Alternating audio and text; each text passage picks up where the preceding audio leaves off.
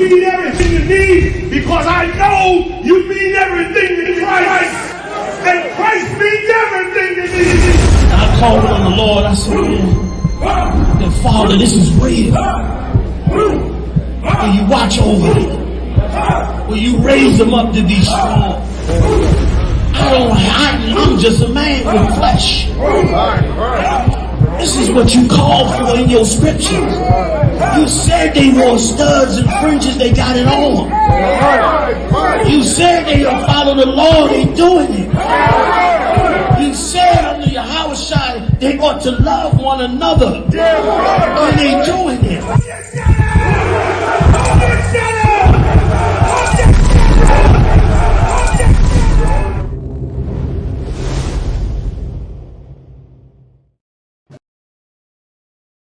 Welcome to ISUPK Detroit.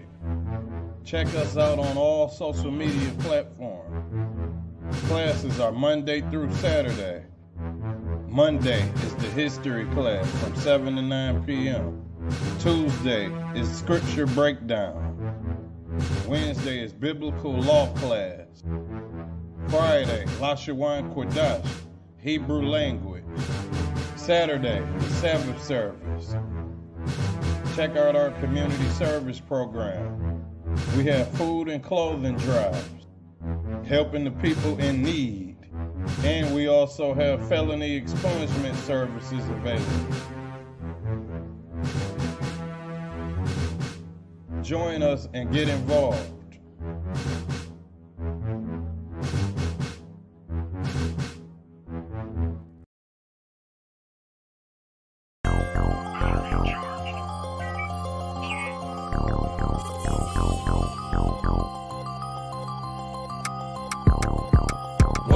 One West, that's who we are, nigga. One West, One West. So who is y'all, nigga? One West, One West. We want it all, nigga. That's who we are, nigga. So who is y'all, nigga? One West, One West. That's who we are, nigga. One West, One West. So who is y'all, niggas? One West, One West. We want it all, nigga. That's who we are, nigga. So who is y'all, niggas? UPK soldiers got them killers with me, and I don't fuck with every spot cause it's too iffy. Real motherfucking prophet cause the Lord with me, but don't get that shit twisted, I got Drake's with me. Yeah, bitch, and that whole 50. Run up on me wrong, you gon' catch 60. Wait, you gon' catch 20. The other 30 for your homies, bitch, I got plenty. And I'll shoot this motherfucker till that clip empty. Taking orders from your bitch, you a fucking simpy. Shit, should be televised. The way I'm cutting niggas up, bitch, I'm a samurai. Niggas swear they in the truth, but telling hella lies. Stumping like you Greek, bitch, you Hellenized. The revolution gon' be televised, and what I see in my vision gon' leave you petrified. One West, One West, that's who we are, nigga. One West, One West. So who is y'all, nigga? One West, One West. We want it all, nigga. That's who we are, nigga. So who is y'all, nigga? One West, One West. That's who we are, nigga. One West, One West. So who is y'all, niggas? One West, One West. We want it all, nigga. That's who we are, nigga. So who is y'all, niggas? UPK soldiers lead cowards and R. So fuck a gas stop, I came with 6 pumps in my car. My niggas ready to swing, we like kids at the park. So touch a chair around this bitch and we breaking your jaw. They think we Christian but we not, nothing about us is soft. I don't know what you niggas on, but that shit get you off. We booted up, we came to take zones for real. Black 40 under my garment, I be dressed to kill. Fourth dimension sitting linger, I be fresh for real. Putting scripts on your corners, but these here ain't pills. We rock covers, you official if you know those drills. Bread and water, you official if you know those meals. Yeah, you niggas soldiers get rolled over. You got police in your pocket, I got a judge in my holster. Oppressors out to get us, so remain sober. Or be chained to them chains till there's nothing that remains of us. A cult leader like Christ, we got the same culture. I bang on them, tell my enemies the rain's over. I up the cig and keep pulling like a chain smoker. The game ain't changed, One West stayed the same on them. One West, One West, that's who we are, nigga. One West, One West. So who is y'all, nigga? One West, One West. We want it all, nigga. That's who we are, nigga. So who is y'all, nigga? One West, One West. That's who we are, nigga. One West, One West. So who is y'all, niggas? One West, One West. We want it all, nigga. That's who we are, nigga. So who is y'all, niggas? Niggas talking prophets, yeah, we got plenty. We the reason why it's Israelites around the city. Call Kazak, tells a rock, bring Shamar out. We about to slide on them, see what niggas talking about. Young dog think he wise cause he a Kemet head. That shit lame, they didn't survive, nigga, Kim is dead.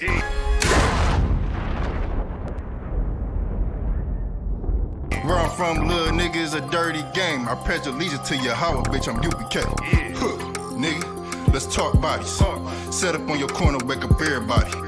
Big priest until I'm dead deceased. The mission is complete until you're off the street. Saw y'all on the internet stumping down the street. But take the poor and the weak. Touch your sister or a brother, you gon' be sleep.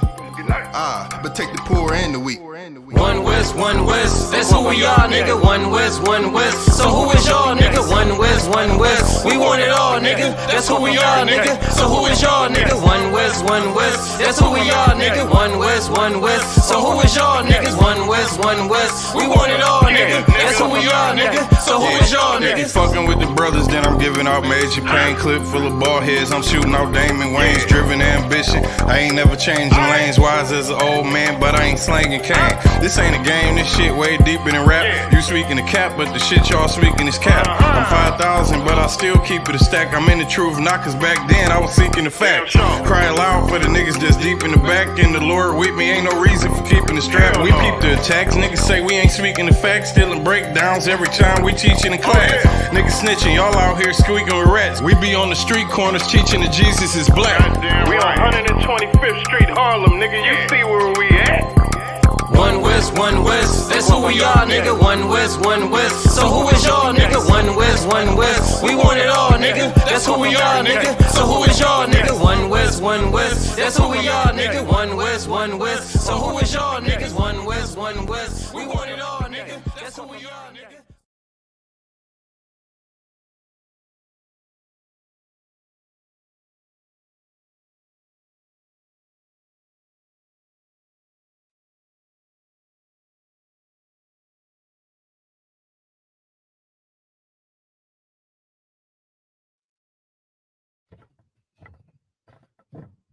Shalom, Yahweh Hashem, Yahweh Shai Barakathum, Yahweh Shema Lalathum Ba'Hashem, Yahweh Shai.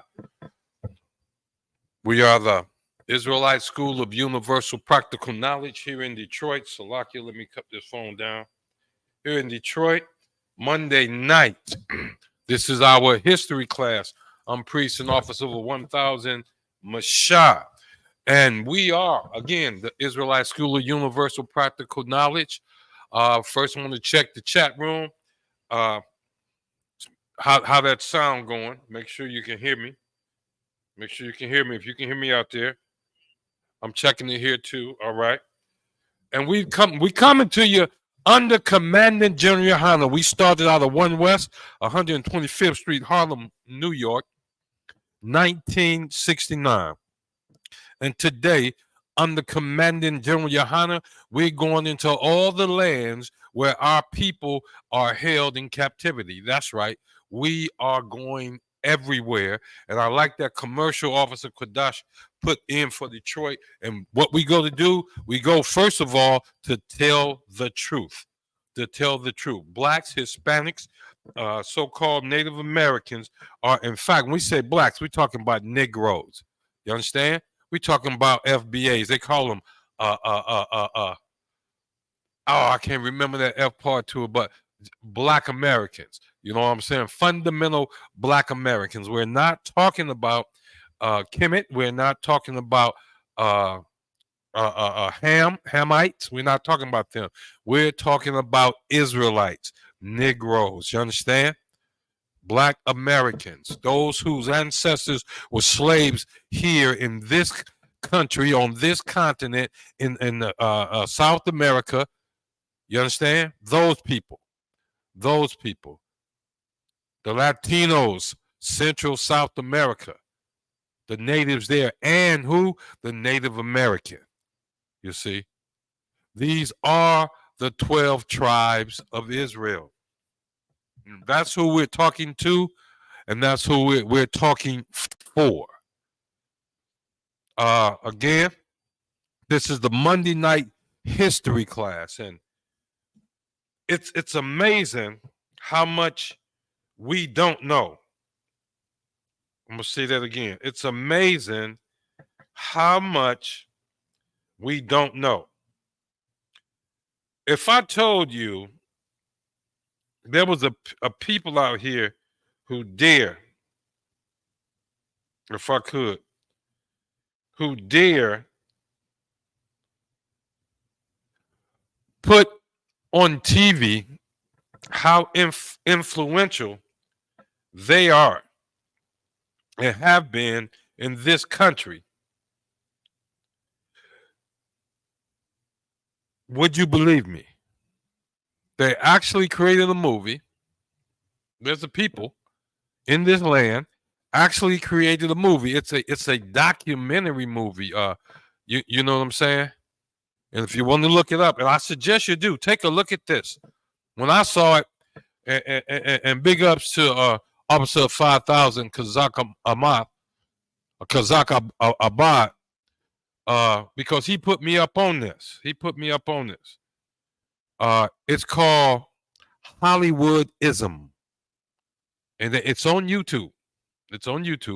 It's called Hollywoodism. All right. And what it does, it shows the creation of Hollywood by a particular small group of people. And I'm going to use this phone tonight. I'm going to use this phone tonight to show you that this is not hidden information. And why is this important? Why, especially for a history class? Because, and let's take it, let's get on over here to the scriptures real quick. I'm going to show you what happened one time before. Something that happened to us before, right? And we're going to go to the book of 2nd Maccabees, Salakia. I'm going to keep the mic with me. But what I'm going to do is I'm going to put it up on the screen. I'll be right back. I'm going to put this up on the screen. This is why this is important. This is why this is important. Let's get this screen shared real quick. And when I get a laptop, we'll be able to do this. And here we go. Share.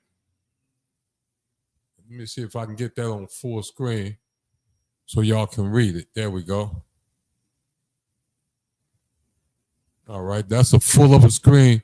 Is it going to give me? But I want you to take a look at something here.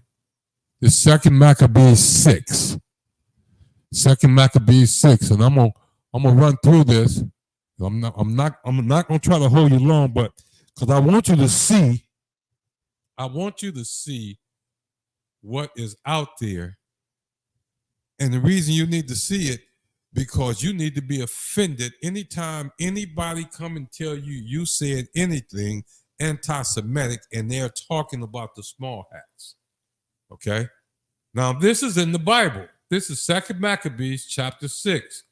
Now watch what happened. Not long, starting at verse 1, not long after this, the king sent an old man of Athens, that's Greece, Athens, to compel the Jews to depart from the laws of their fathers and not to live after the laws of God. You see that? This is in the Bible. This is in the Bible. 2nd Maccabees. And to pollute also the temple in Jerusalem and to call it the temple of Jupiter Olympius. Do any of these names sound familiar to you? And that in Garazim of Jupiter, the defender of strangers, as they did desire that dwelt in the place. Verse 3, the coming in of his mischief was sore and grievous to the people. That means it broke them down. It broke them down. Here's why. Verse 4, for the temple was filled with riot and with reveling by the Gentiles who dallied with harlots and had to do with women within the circuit of the holy places. In other words, they was in the so-called temple. They was in the temple doing the nasty. You understand? They was defiling the temple. And besides that, brought in things that were not lawful.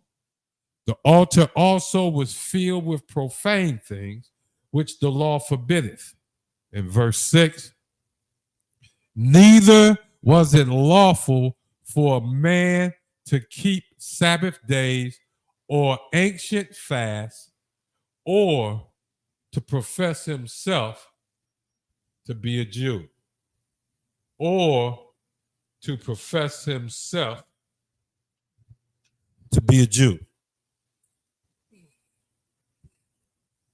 Now, this is super, super, super important for us today. Here's why. Simply because we tell the truth that we are the children of Israel, who the Most High sent Moses down into Egypt to free. We are those same people. We are called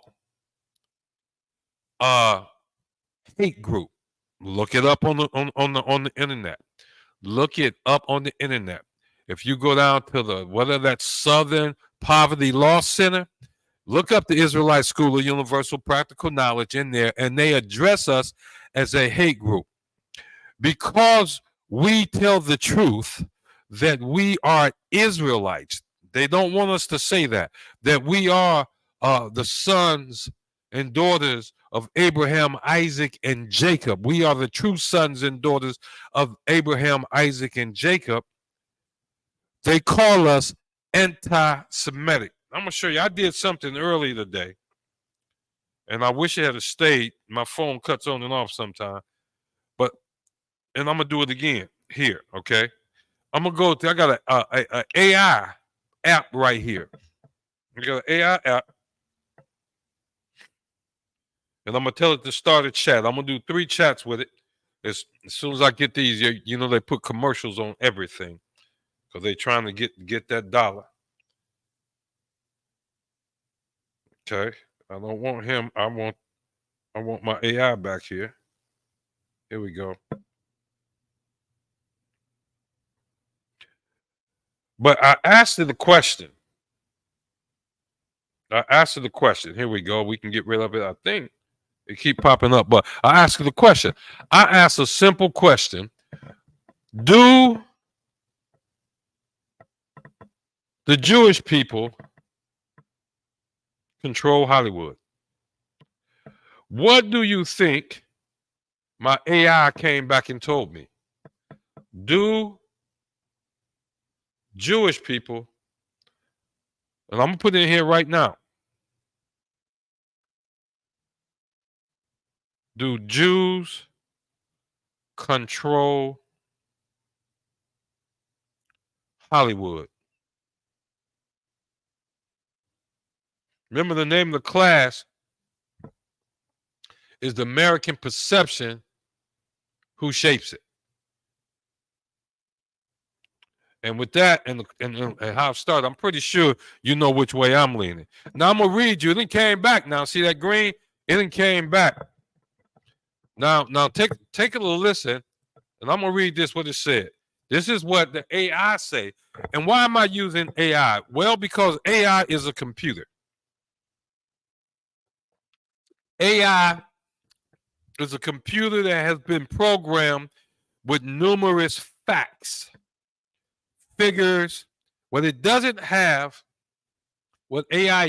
have is a reason to lie, a reason. It doesn't have the emotion. So it gives you what you ask for. You see, we just read over in 2nd Maccabees, right? A time came when the king compelled us not to even address ourselves as Jews, right? Now, here we are, 2024. I asked AI a question. Do the Jews, and understand AI is programmed with the small hats being the Jews, not us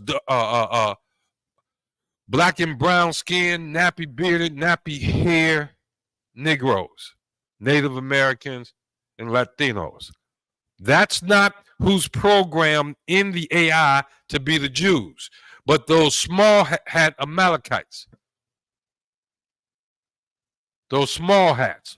Those are the people who are programmed in AI and people have taught AI that these are the Jews. So I asked the question, do Jews control Hollywood?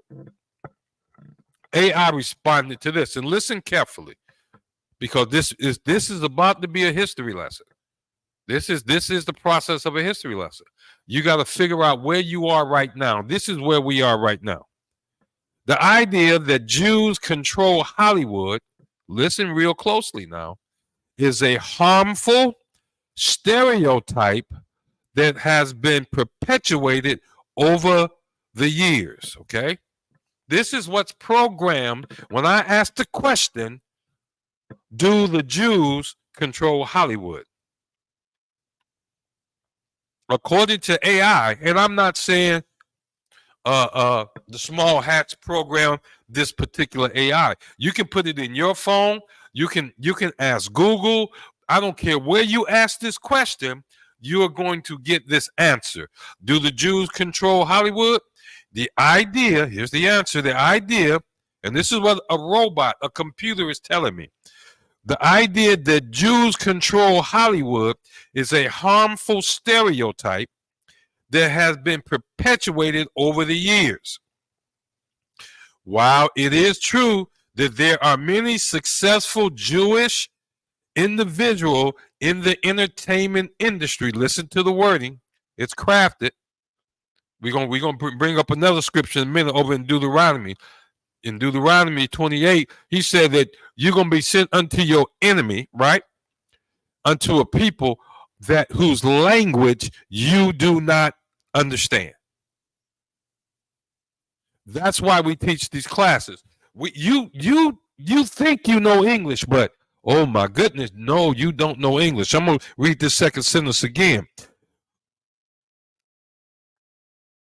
While it is true that there are many successful Jewish individuals, that's worded exactly the way they want it worded, Jewish individuals. They don't want you to look at in Hollywood and see Jewish as a whole different nation of people controlling the industry.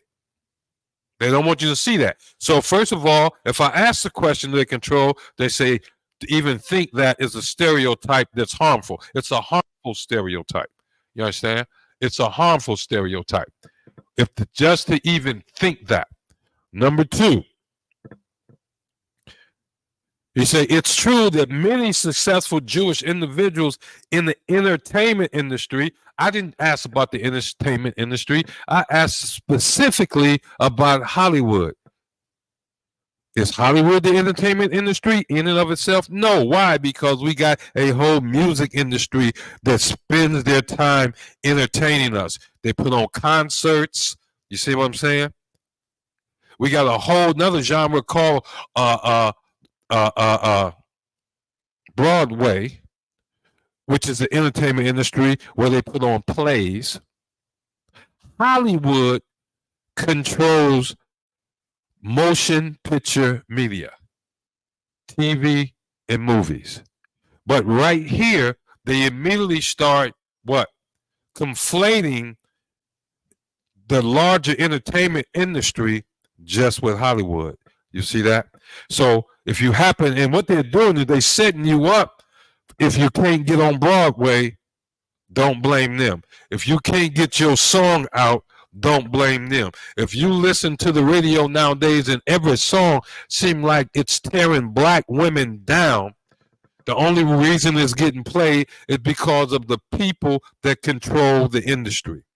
Do the Jews control Hollywood? They say it's a stereotype that has been perpetuated, a harmful stereotype. And why is it harmful? Because if it's true, here's why it's harmful. If it's true, you might get angry. If it's true that the Jews control Hollywood and they very carefully crafted the women of Brewster's Place, if they very carefully crafted, if they control Hollywood and they very carefully constructed the soap operas that Mom and them used to look at. You see what I'm saying? If they very carefully and skillfully crafted what's that Wesley Snipes movie where they sold all the drugs in the hood? You see what I'm saying? Movies like that, your blaxploitation movies. Who crafted those? Who crafted those? Only the people that control Hollywood can craft that. Or was it a bunch of individual movie makers who decided, I want to make this movie. It sounds good. Let me go over here, and maybe I'm so artistic that Hollywood will say, yeah, we'll do it. That's what you think. With the John Singletons and the Tyler Perrys, you think just anybody in the Spike Lee, and I'm not putting Spike Lee down, but he's in that. But you think anybody can just get up and make a movie and they're gonna go through Hollywood? Let's keep reading what the AI say about Hollywood. While it is true that there are many successful Jewish individuals in the entertainment industry, it is, listen here, inaccurate and unfair. I hope y'all writing this down. Inaccurate and unfair, because when it comes on AI, that means it's everywhere. When AI put out an opinion, it's already everywhere. It is inaccurate and unfair to suggest that they collectively control or dominate Hollywood. All righty. Next question. Who were the original? You have to know how to ask AI question too. Owners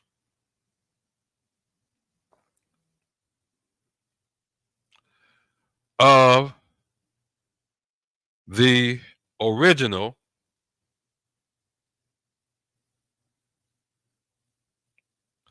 Hollywood studios. In other words, who originally owned Fox? Who originally owned MGM? Who originally owned Paramount? And anybody else that's part of the original Hollywood. You are not going to believe this. You remember what we just read, right? Let me repeat what we just read. You saw the scripture that we read. There's a reason we are not supposed to call ourselves Israelites. There's a reason they don't want us to do that. Is it because we're not the Israelite? That's not the reason. That's not the reason. But let's remember where we ended at over here. It is inaccurate and unfair to suggest that they, the Jewish people, the small hats, collectively control or dominate Hollywood. At the end, they say it is important to avoid promoting stereotypes and to recognize the diverse contributions of all individuals in the entertainment industry. There they go with the entertainment industry again. You ask a narrow question, they want to show you a wide picture. Okay. Now, what was my next question? Who were or are the original owners of the original studios that made up Hollywood? Shalaki, that made up Hollywood. Are y'all ready for this? Are y'all ready for this now? You just read that in 2nd Maccabees, not only do they want us to break every law we have in the Bible, you see they went in and defiled the temple. They're trying to get you to they're trying to convince you that it's okay to defile yourself. The scriptures say, "Know ye not that you are the temple? Defile yourself with what? Everything." You see, one of their biggest things, even then, back then, one of their biggest things was what? Loose women in the temple.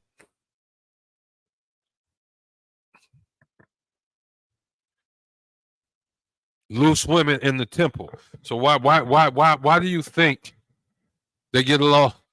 They get along with the Christian church. They get along with the Christian church. Why? Especially the black Christian church. Because the black Christian church will fight you over those small hats in a minute. Never mind that Dylan Roof came in and killed them people. Never mind them 4 little black girls got blew up in that Baptist church down south. Don't just forget about all that. They want you to forget about. And you know what you do? You know what we do as a people? We forget about that. Right here in Detroit, they beat Malice Green to death with police flashlights. We forgot about Malice Green. What did they do to Rodney King? Caught it on tape. And the police still walked away. These small hats, man, control a lot. But listen, here we go. Remember, the question I asked was, who was the original owners of the original studios that made up Hollywood in the beginning? Y'all not going to believe this. Remember, they just told us it is unfair. That's what they said. That's what they said. I'm going to do this one more time. The idea that Jews control Hollywood is a harmful stereotype that has been perpetuated over the years. And at the end, it says, it is important to avoid promoting stereotypes, to recognize the diverse contribution of all individuals. Just above that, they said, Jewish individuals in the entertainment industry. It is inaccurate and unfair to suggest that they collectively control or dominate Hollywood. Okay.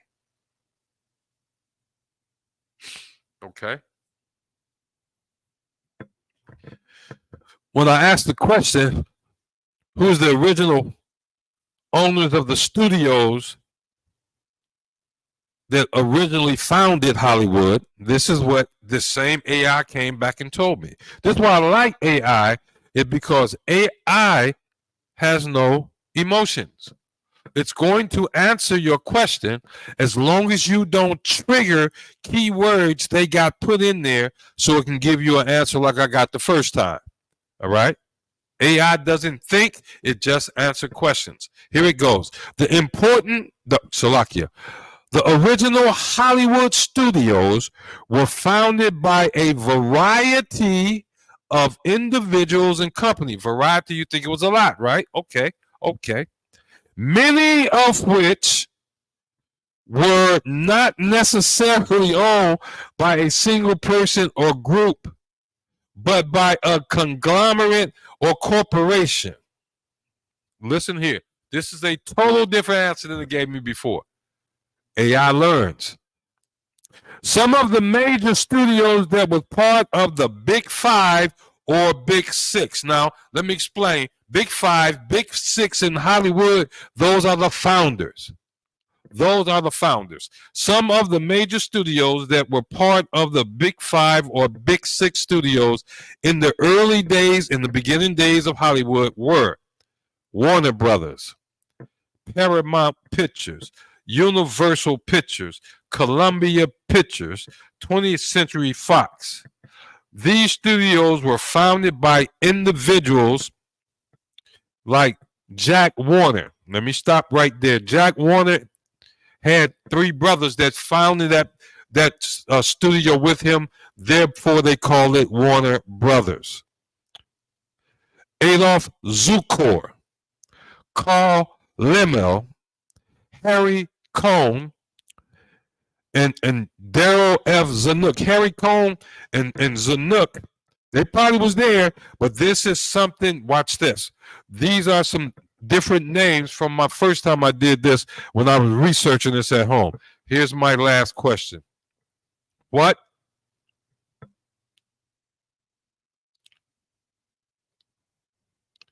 and it may be catching on. Nationality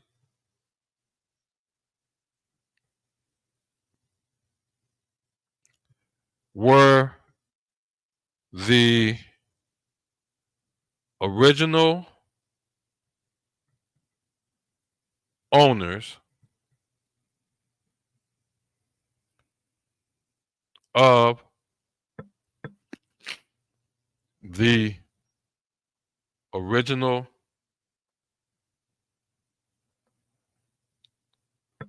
studios that founded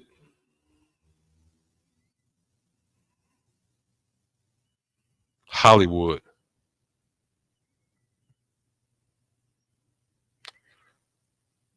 And search. Now remember, they just told you it's unfair and inaccurate to assume that a group of people run or ran Hollywood. Okay? AI will try to adapt. Now, I want y'all to listen to this. All y'all black Christians, I want y'all to listen to this. Because I know you've seen movies like the older people, they saw the Ten Commandments, Ben-Hur.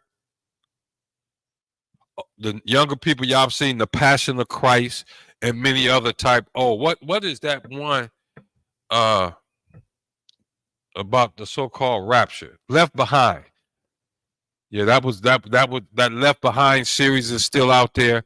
Y'all seen all these biblical movies, and y'all seen these movies with these great themes and all of this and everything, and it's shaping your mind. I'm here to tell you today, and I'm going to let them show you in a few minutes because we're going to go back to the computer and show you that it's done on purpose. But this is what AI say when I asked him what was the nationality of the original owners of the original studios that made up Hollywood.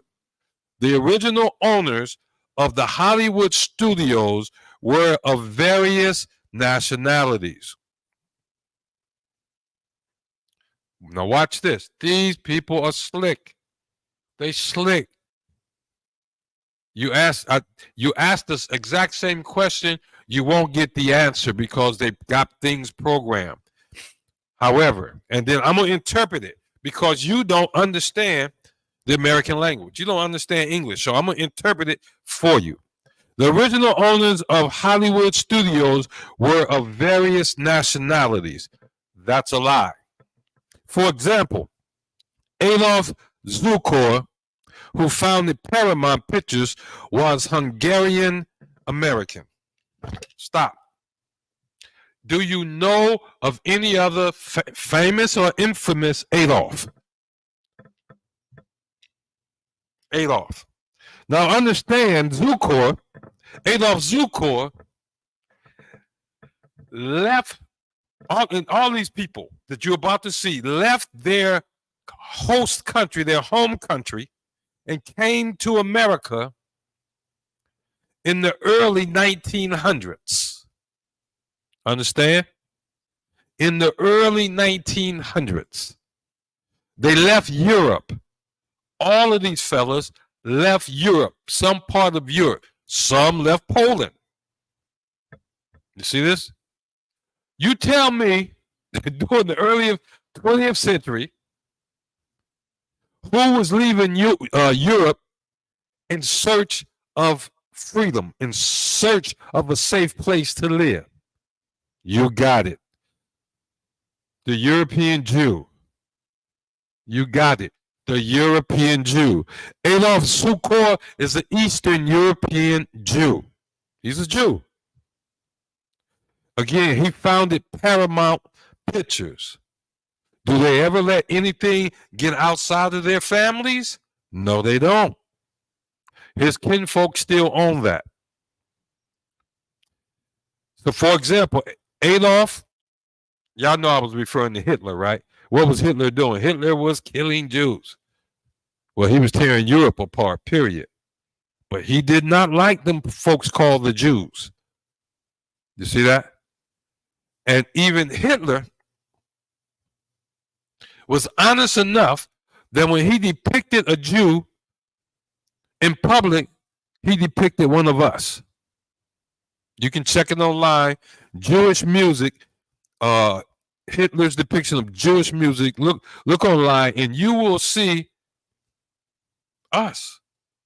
You will see a caricature of us playing a saxophone. You won't see the curly hair, small hat. He's not showing them. He's not showing them because Hitler knew they was fake too. Adolf Zucker, who founded Paramount Pictures, was a Hungarian American. He was a Jew. Carl Laemmle, Laemmle, who founded Universal Pictures. Let me show you something, man. They hide in plain sight. You know what he was? You know what he was? According to AI, he was a German American. And I'm gonna watch this. This thing I'm gonna show you before we close out.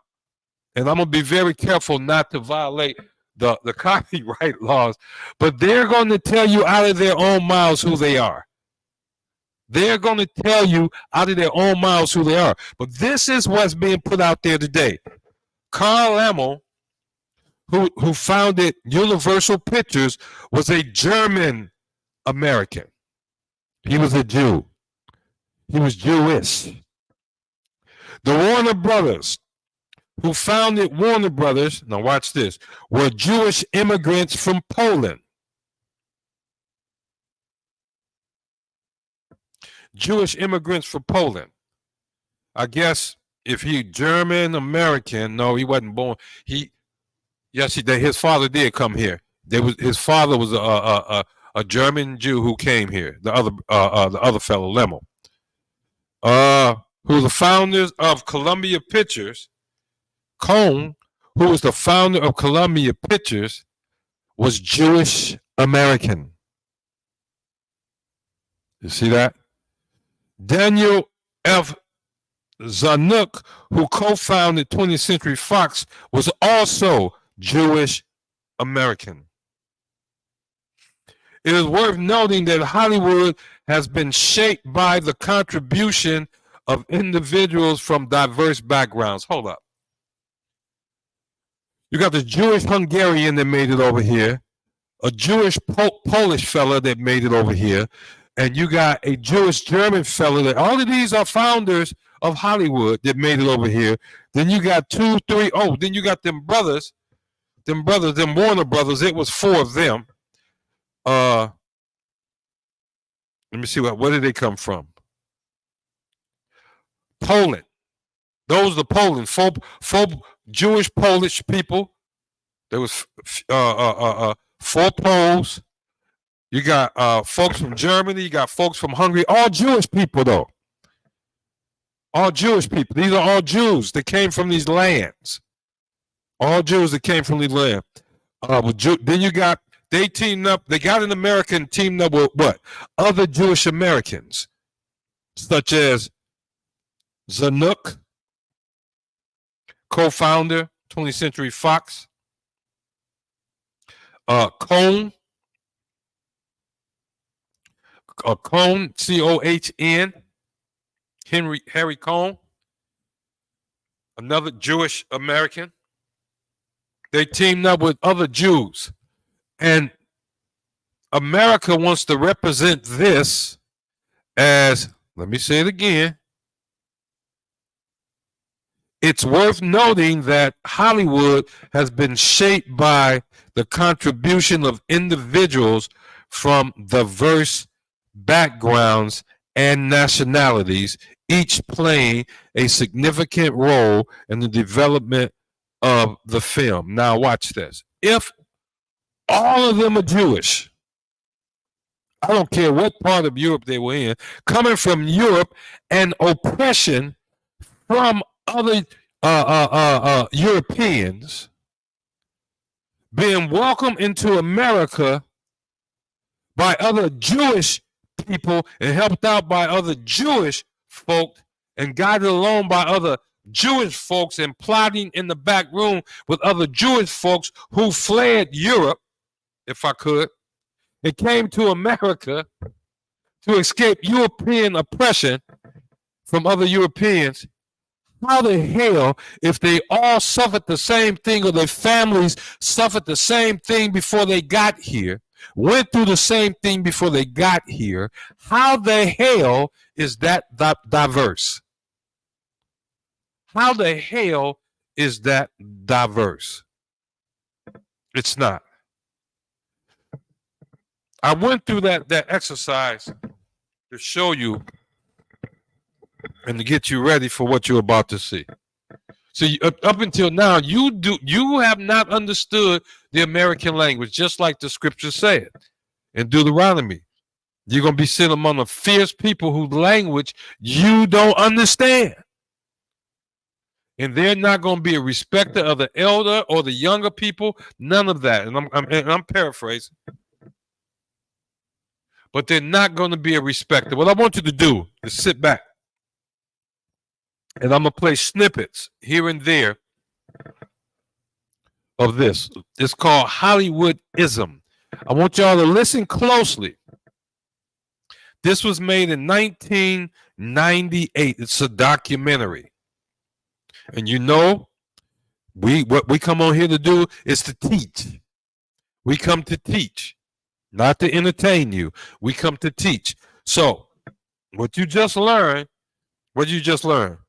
if you're not trained in the ISUPK under Commanding General Yahanna, you understand? Under these priests and officers and generals and captains here in this school, don't use AI to teach you anything when it comes to who you are and what's best for you and how you should serve the Most High.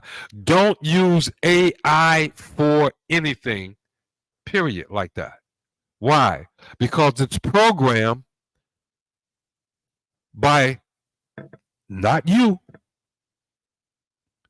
and it's an expert at picking words that make you think they're on your side when they just going to do is walk you up to the chopping block and put your head under the guillotine.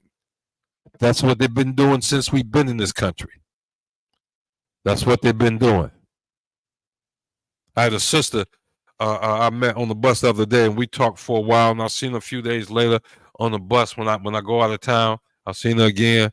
We talked for a while, and the last time we talked, and I was getting ready to walk away to go take care of the business I had to take care of, she looked at me almost crying and said, "You be careful. You be careful." Just because of what she knew, I had been taught in the Israelite School of Universal Practical Knowledge, and becoming an officer and a priest, I now teach wherever I go.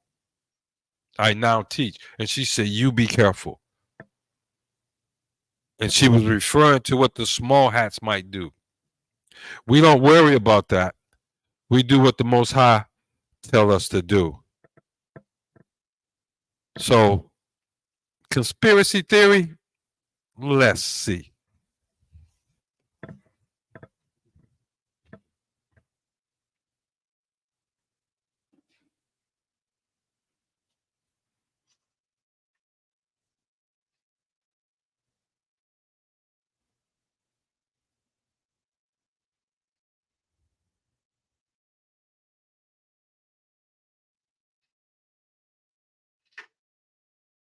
Give me 1 second. What I'm doing now is I'm sharing the screen so I can pull this video up.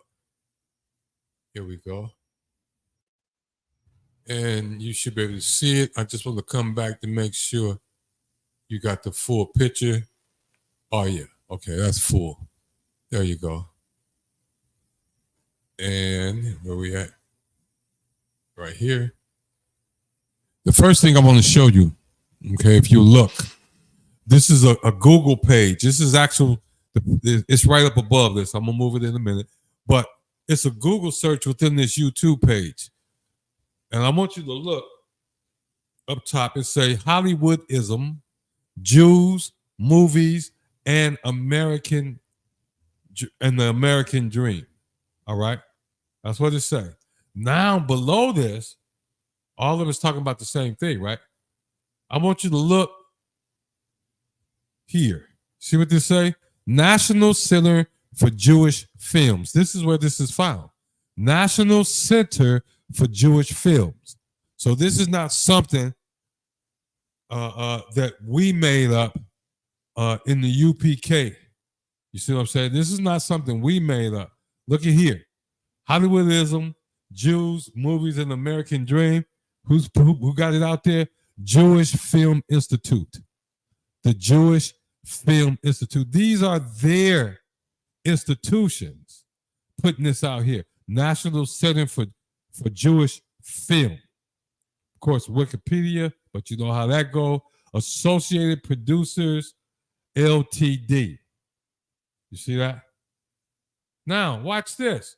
Look at some of the people that's in the movie. Neil Gabler. He's part of the cast.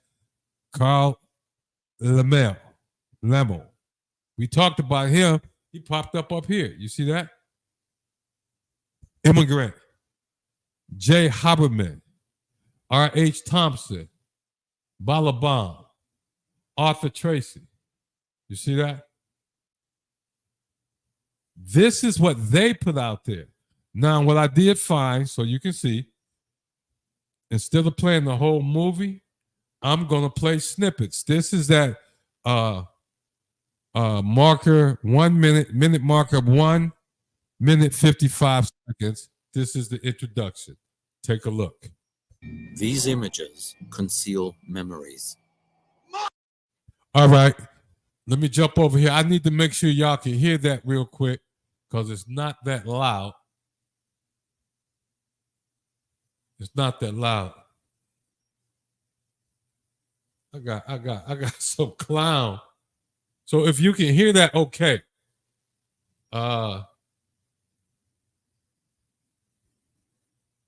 Let me know. If you can give me a 1 in the chat. Give me a 1 if you can hear that introduction as it started and it sounded okay. I see you, student there. I see you, student there. Shalom. Y'all but Shema Shabrakatha. If you can hear that pretty good, let me get a 1 in the chat and we're going to go on. So, Laki, I didn't mean to remove that from the stage. Let me put that back up there. Here we go.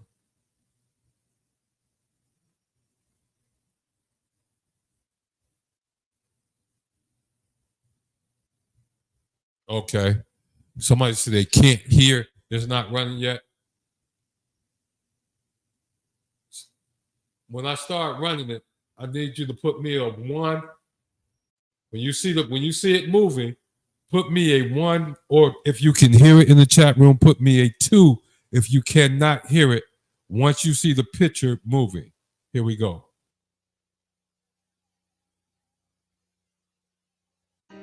Where you see the passing of time. The crowds in St. Peter's Square are praying like mad for the Pope's light. Where moments refuse to die. This is a momentous hour in world history. This is the invasion of Hitler's Europe. And where victory lives on. Plenty of boys, just like plenty of boys they don't know, and they do not care. You can love it, hate it, embrace it, or turn away. Lenin was shot to death late last night outside his apartment building. But it is a past we all share. Come on out here and give me a salute. Big Navy salute. This is where yesterday has a home, where we wonder what it was like back then. Go forward, knights, in safety. And not too long ago. His spirit must live on. It's where history has its place and where the past comes alive. The History Channel. Oh, Salaki, I didn't mean to play that commercial. I went back too far, but that's okay. It's coming up now. We're going to take it to 1:55. See if you can believe this.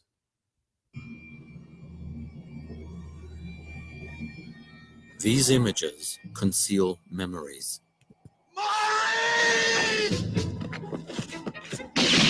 Beneath Hollywood's familiar stories lies a hidden history of persecution and murder, which haunted a small group of men, not American cowboys, but Jewish immigrants. This is the story of the founders of Hollywood, the story of the idea that became their America and ours. What is America to me? A name, a map, or a flag I see, a certain word, democracy. What is America to me?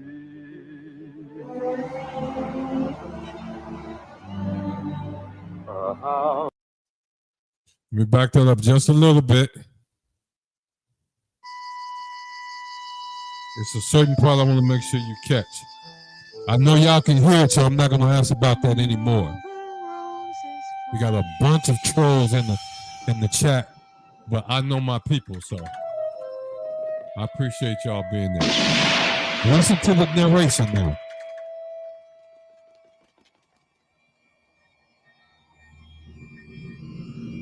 Starts at 1:55. These images conceal memories.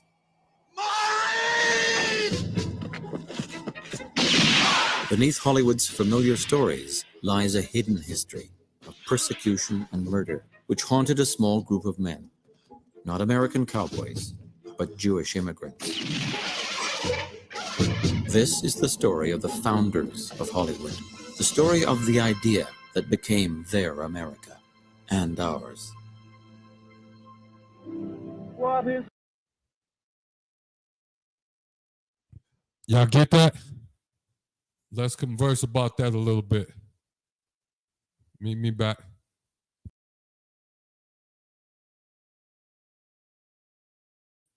Add to the stage and bring me up. All right. That's just the introduction. That's just the introduction. And this, like I say, as you can see, it's put out there by different small hat organizations, institutes, and things like that. This is not something we made up. This is not something that we made up. They did it in 1998, and you see in the beginning of the narration, they say this is a story about a few men persecuted, not the cowboy, but the Jewish man. And this is about Hollywood, a place that they invented. See that? They invented, and it's about the America that they painted, their America and ours. So right here at the beginning, they admit that they created Hollywood to shape the American perception and the world's perception, to tell you the truth. They fooled the world since World War II. Since World War II, they fooled the world. And right now, as they just displaced another million folk Palestinians out over there, they continue to fool those who want to be fooled. You see? And don't get me wrong. The ISUPK, we have no dog in that fight. We don't support the Palestinians. We don't support the Israelis. That's not our fight. That's their fight. But as those Israelis has just, again, this week displaced another million souls. Talk about they got a safe place for them to go. They continue to fool the world. They continue to fool the world. The names I read earlier will appear in this same documentary. The very same name, the Warner Brothers, Cohen, Henry Cohen, Lamo. You saw Lamo right there in the credits. You saw a picture of Carl Lamo right there. Zukor, all of these people, all of these people. Now, what kind of English are you listening to when you see they have the audacity to produce a documentary that say we created Hollywood? They have the audacity, right, to say we're not giving up anything to anybody we don't share with y'all. They have a real problem with sharing with rest of the Europeans. That's why rest of the Europeans don't like them. You see that? The Medici, the bankers, Jewish. Everybody knows this. Everybody knows this. But they're fake Jews.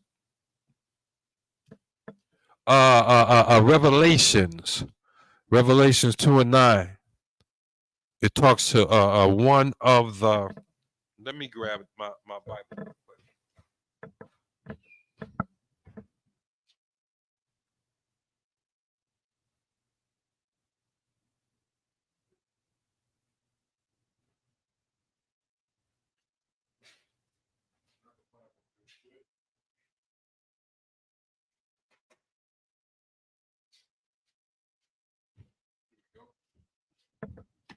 Grab this real quick. I like these paper Bibles. We're going to go to Revelations real quick. Let me show you who these people are. And we're going to get right back to that.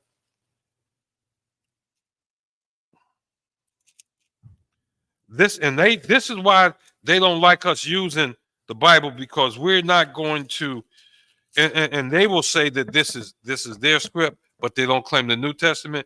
All of it we claim. Old Testament, New Testament, the Apocrypha, because it's ours. It's not theirs, it's ours.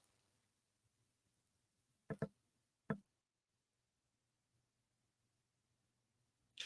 going to start at Revelations 2, verse 8. And to the angel of the church in Smyrna write these things, says the first and the last, who was dead and came to life. I know your works, tribulations, and poverty, but you are rich.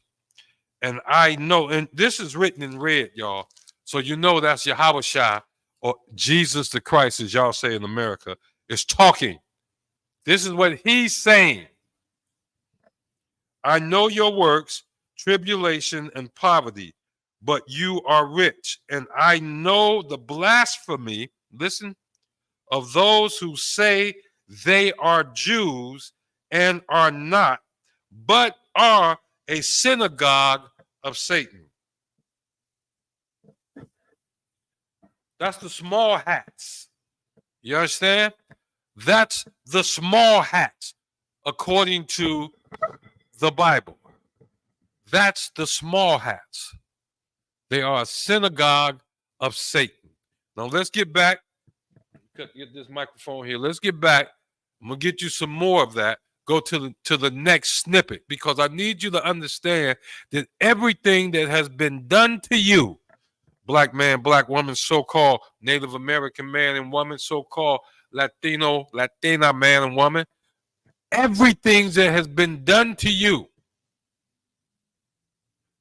it's been deliberate. It's been to break you, to crush you, to destroy you, to take the roar, if I could, to take the roar out of the throat of the Lion of Judah, so he don't roar no more. That he be like a lion's whelp. You see what I'm saying? That Issachar won't be able to stand up under the burden anymore. The Issachar, all you want to do, they just want you to smoke weed, do cocaine, and take siestas, man. This is designed like that to keep the children of Israel destroyed. And y'all forgive me if I don't do a great job with this. His brothers in the school, way better than me. I'm sure they're going to see some of this, and they're going to bring out some other points of it too. But let me get back to the next time point for you. To the next time stamp. Because this was just unbelievable to me. You really, really put this out there. They actually published it and set it up. Let's go to the next timestamp. This at timestamp 917 is where it's going to start, and it's entitled 3 Ways to Flee Eastern Europe. You remember I said earlier, that's where Hollywood came from. This is where Hollywood came from with Eastern Europe. Watch this. For the Jews of Eastern Europe, there were 3 ways to flee. The first was to stay where you were and participate in some Marxist or socialist movement where you could become part of a labor organization that would in turn create a great regime, a socialist regime in which Jews could be accepted as equals.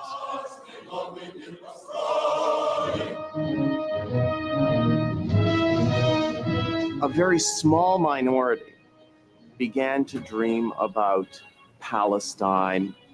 Very small numbers of people became Zionists. You needed a great deal of ideological dexterity. All righty. Y'all hear that, right? During these early days when they were trying to flee Eastern Europe, very few, a small, minute number, even thought about Palestine. You see that? They even thought about Palestine. And he's telling you why. Let me back up maybe a second or two. Here we go. For the Jews of Eastern Europe, there were 3 ways to flee. The first was to stay where you were and participate in some Marxist or socialist movement where you could become part of a labor organization that would in turn create a great regime, a socialist regime in which Jews could be accepted as equals. And understand, this is a Jewish professor that's teaching y'all this. He's a Jew himself, a so-called Jew himself.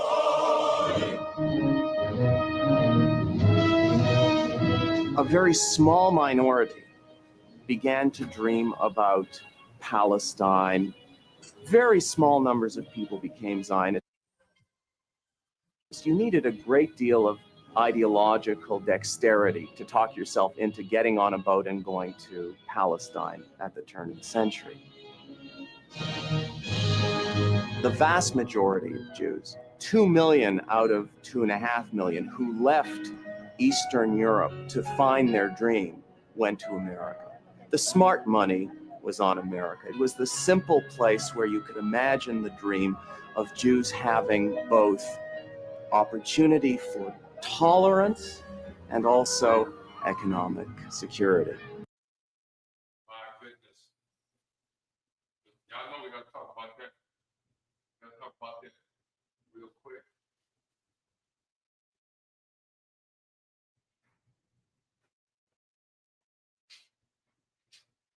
Did I hear him right?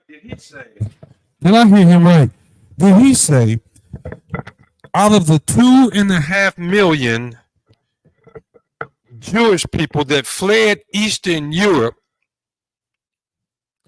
2 million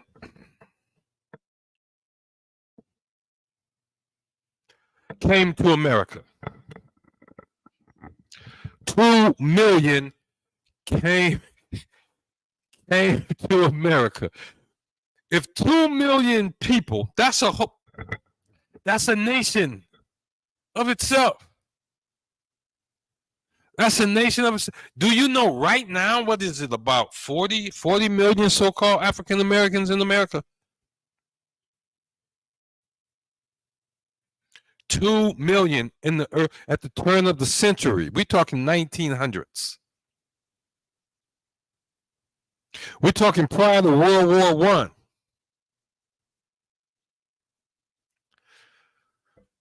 it lets me know that shit, Germany couldn't count back then. If 2 million Eastern European Jews left Eastern Europe, ran to America, and then in 1918 you want to start a war, in the early 1900s you want to start World War I? Do you think? Come on, man. I can see World War II. You thought you had recovered, but you got shocked with World War I. They was over here working against them. You see that? And when they came in 2 million strong, understand, black man, black woman, where were you at the turn of the century? Where were you at the turn of the century? 1863, we talking less than 40 years. You still have the smell of the plantation on you. You understand? You still have the smell of the plantation on you.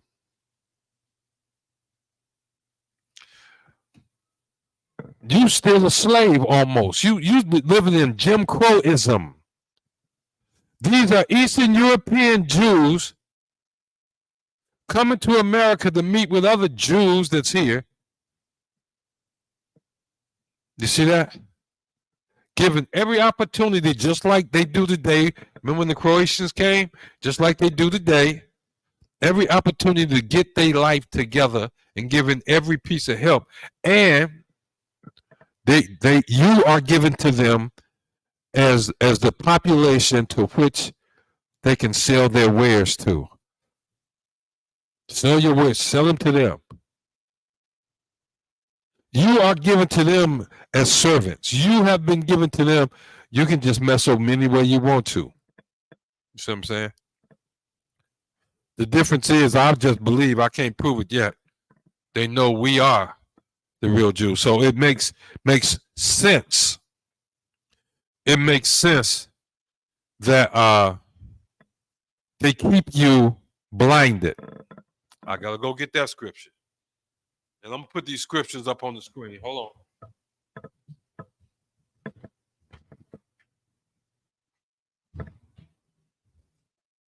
You see what has happened? What has happened to you up till now is that you have been blinded. Get over here to Deuteronomy 28. And let me stop sharing that one screen and let me get ready to share the scripture screen with you. Share. And we want Deuteronomy. Is that right? Yeah. Deuteronomy 28.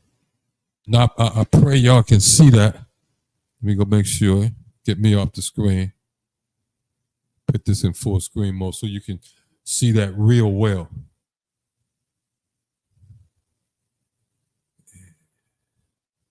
Get me the right one. Yep. Yep.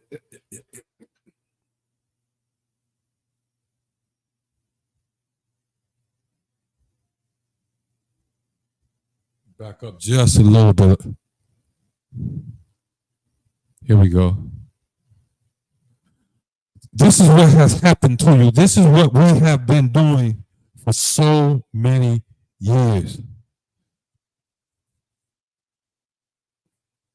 This is Deuteronomy 28 and 28. The Lord shall smite thee with madness and blindness and astonishment of heart. And thou shalt grope at noonday as the blind gropeth in darkness, in darkness. And thou shalt not prosper in thy ways, and thou shalt be only oppressed and spoiled evermore, and no man shall save you. That's why King couldn't save you.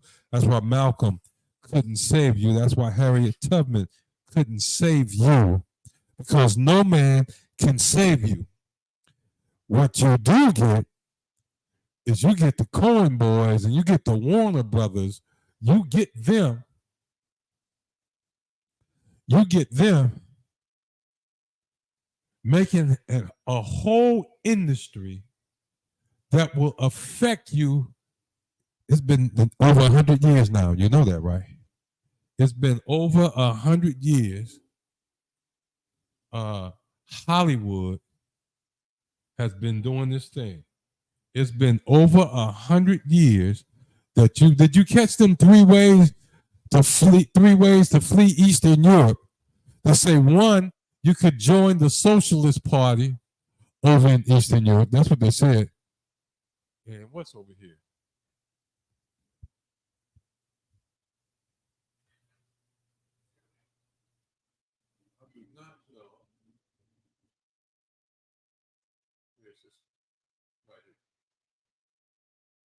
Sorry about that, y'all.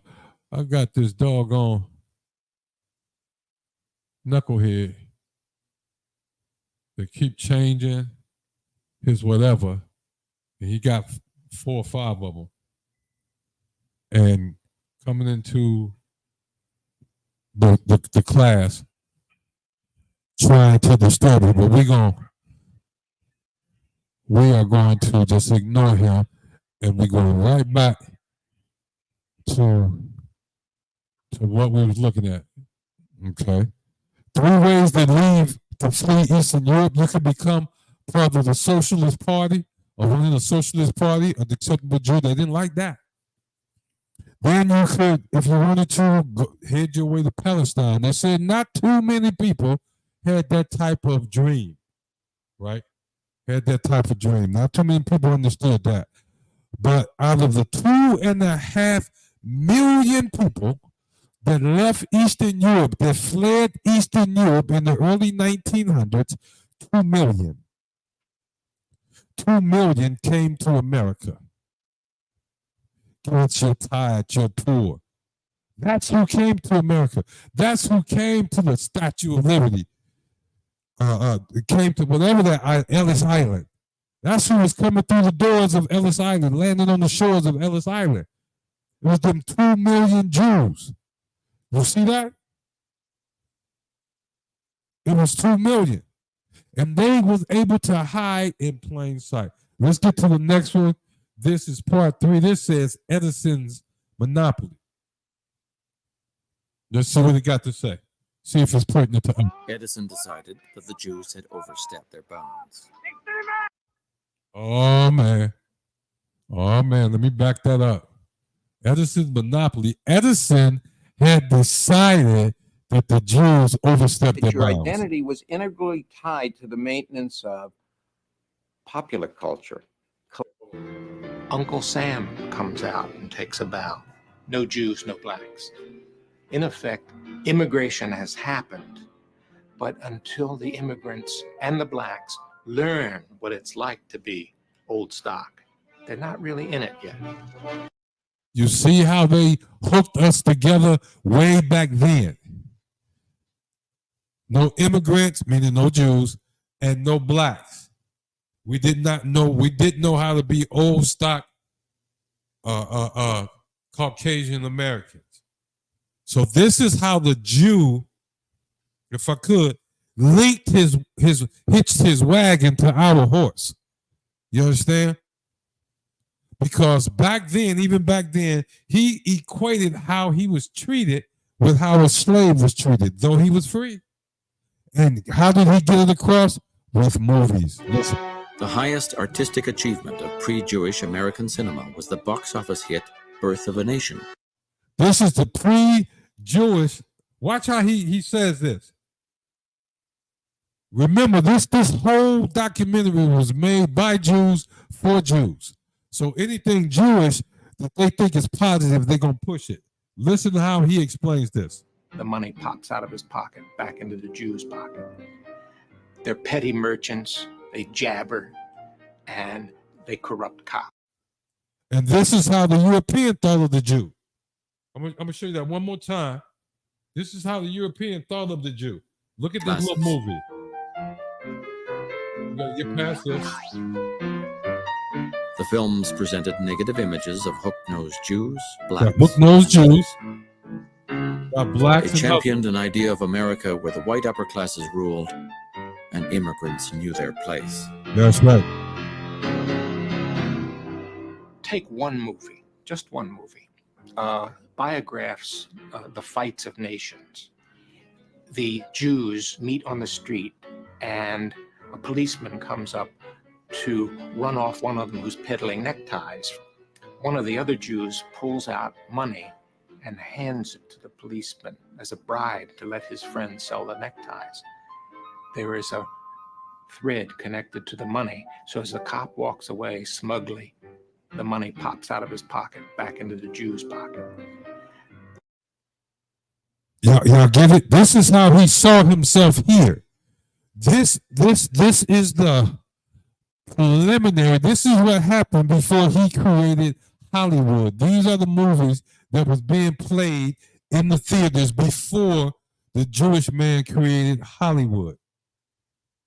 It was movies that was against him. It was movies that was being painted about him that showed the same attitude that the Eastern European had towards him, towards that hook nose, the man called him, the ugly hook nose.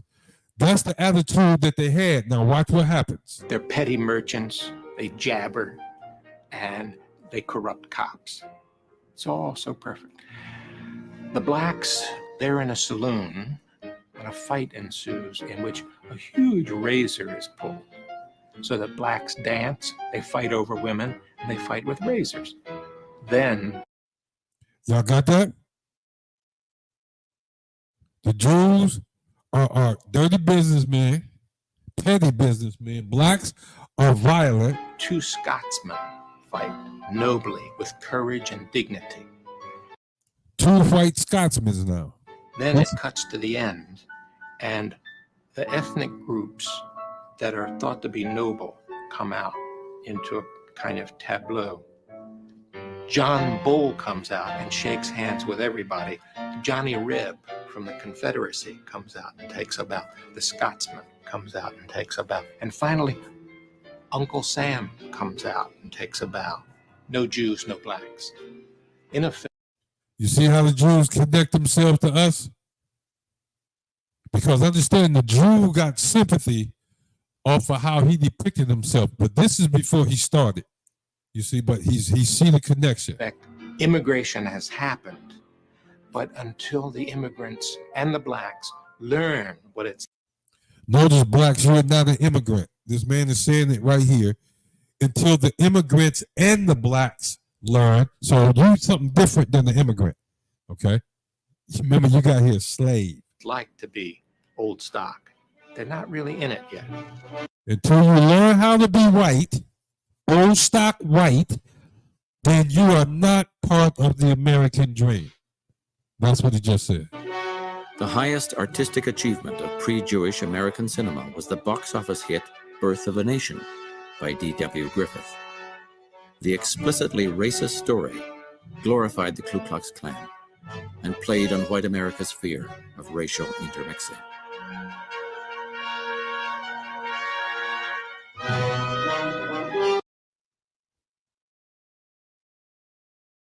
All righty. Still with me? We're finished. Now we're going straight to what Edison had to say. Edison decided that the Jews had overstepped their bounds. To shut them out in 1908, he organized a producers' trust that declared a monopoly on film production in America. Popular culture, on the other, was the perfect preparation.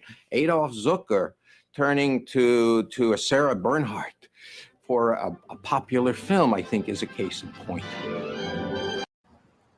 They upgraded their theaters and sought ways to attract the middle class. Let me back up a little bit. But until the immigrants and the blacks learn what it's like to be old stock, they're not really in it yet. Now, what you finished is how the highest the artistic achievement of pre-Jewish American cinema was the box movies office right hit here. Birth of a Nation Down. by D.W. Griffith. Remember, The 2 million explicitly of them was in the racist story process glorified the Ku Klux of Klan immigrating and to played on America. white America's fear of They racial have a base.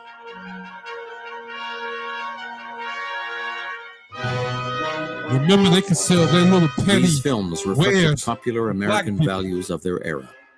Ironically, they were being shown in Jewish-run theaters to audiences of Jews and other immigrants. And watch what happens.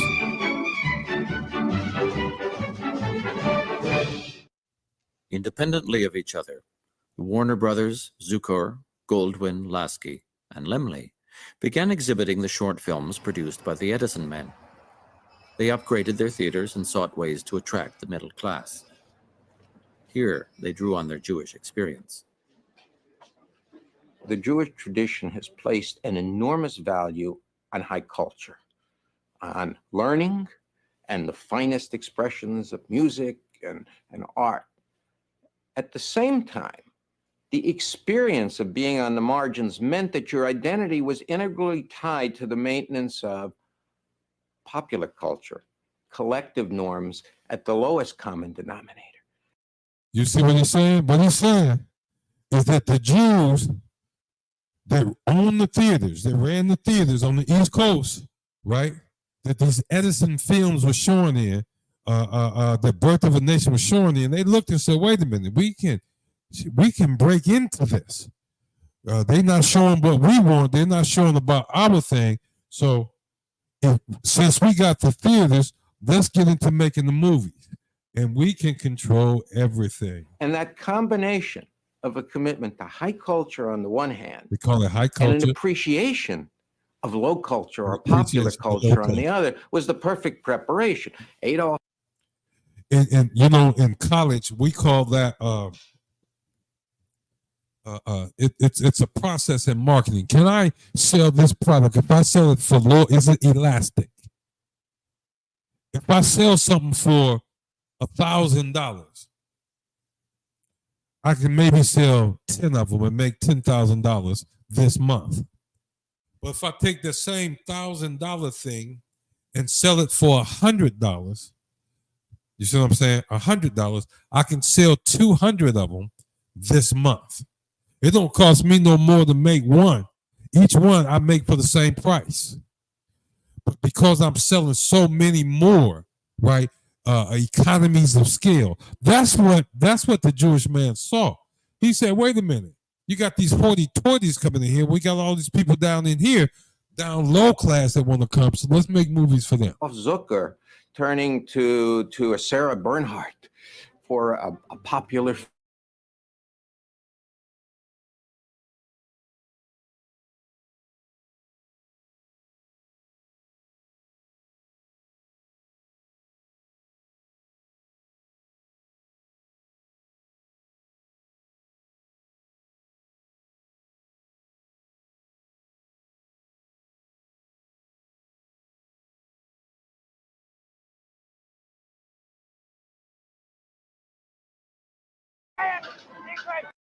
And there you go.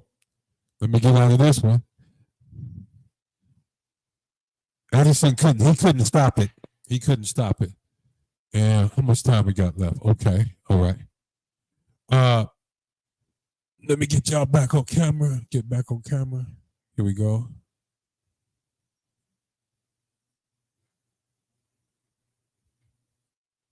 All right. As you can see at that point, like I said, you have to see this for yourself. At every turn, these little Jewish people, man, they didn't care. You think they didn't care? You see what I'm saying?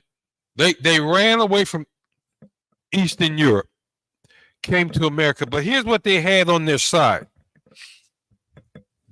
They couldn't be fooled by other Caucasians. You understand? Those other Caucasians, the ones they ran for, were not their friends, and they understood that. They understood that.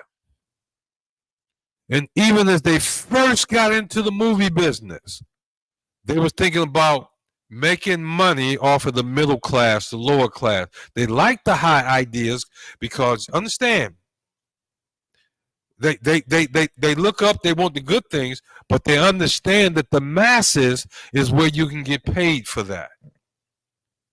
They didn't like, watch this, they didn't like the way they were portrayed in the few movies that were being made and sent over from Europe. So what they did, here comes Hollywood. They didn't like Birth of a Nation because they always understood, because they had been persecuted in Europe. They understood what the so-called black man was going through in America, and they called themselves to identify. They could talk the talk. You see that? And they felt comfortable because they knew we were the real Jews. They already knew we were the real Jews. But if they present themselves, since they're in the position to do that as Jews, then the blacks will never, no matter how many slaves, how many Nat Turners jumped up, America could not stomach their slaves being the Jews of the Bible. And these fake Jews understood that. These fake Jews understood that. They could not stomach what they had done to this people up until then. That these people turned out to be the people of the Bible, the people of the book. These fake Jews understood that and took full advantage of it at the time. Now, that was a pretty famous fella that they was messing with in Edison. You understand? But most of America didn't have the vision or couldn't see the end results of Hollywood, what it would be like. There was a few. Oh, yeah, there was a few, you see. But these Jews understood that people went to pictures and people began to what? Try to imitate and want to be like what they saw in these pictures. America understood to the point that they had a box office hit called Birth of a Nation. But the Jews understood it even better, you see. And they kept themselves in the beginning just above the Negro. They worked just a little bit harder. They could do business just a little bit better. Negroes was just coming off the plantation. They didn't mind. Ain't that what they do today? If somebody want to get something done over here, they point to the Negroes over there, and while everybody's looking, they doing something over here. Meaning in your neighborhood, they came. What? While you was looking at, here's something real interesting. While you was looking at what happened to the grocery stores in your neighborhood, why you can't get no fresh food, on every other corner now, they done built a weed store. Remember when you used to go to prison for selling weed? Now they've built weed stores where you walk in like you walk into a drugstore, more casual than that, like you walk into a Walmart and let me get a dime, let me get an ounce, let me get whatever you're getting. But you can go to the store and get it, and now you can legally walk with it down the street. But meanwhile, your Uncle Frank's life is destroyed for the felonies he got when he was selling weed. And we don't promote selling weed. We just letting you know how tricky this thing is.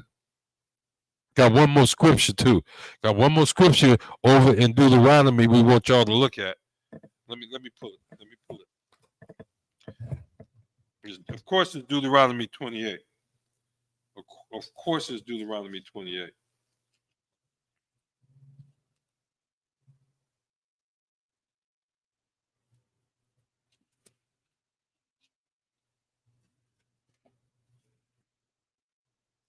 And it's down in the 40s.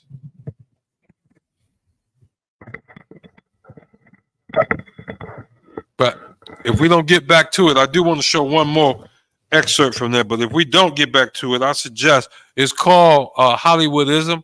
You see, it's on YouTube. Go look at it. They might try to charge you $2 or so. Because when I looked at it at home, they told me I had to pay $2 to look at it. Now I'm up here at the school. They're trying to give it to me all free. But that's okay too. We're going to Deuteronomy 28. And we want to start, Let's start at verse 45. Let's start at verse 45. Because ultimately, this is about you. What I'm trying to do is let you know, all y'all who had in the back of your mind, man, this can't be no accident. All y'all who was thinking, even when you watch the series Good Times, and the Evans family stayed in the Chicago ghetto and couldn't get out. Is this by coincidence? Is this just happening to us, or is this deliberate? Why do our young people think the way they do? Do young people just come out thinking crazy, or is their mind being messed with deliberately? You see what I'm saying? I'm showing you right here. 2 million Jews came to America from Eastern Europe. By 1910, they was in the movie industry. We're talking about at the turn of the century. They into the movie industry. And they're already figuring out how to use it to paint different social pictures. Of course, at least since the 1890s, you've been messed with socially using the media. But let me read this.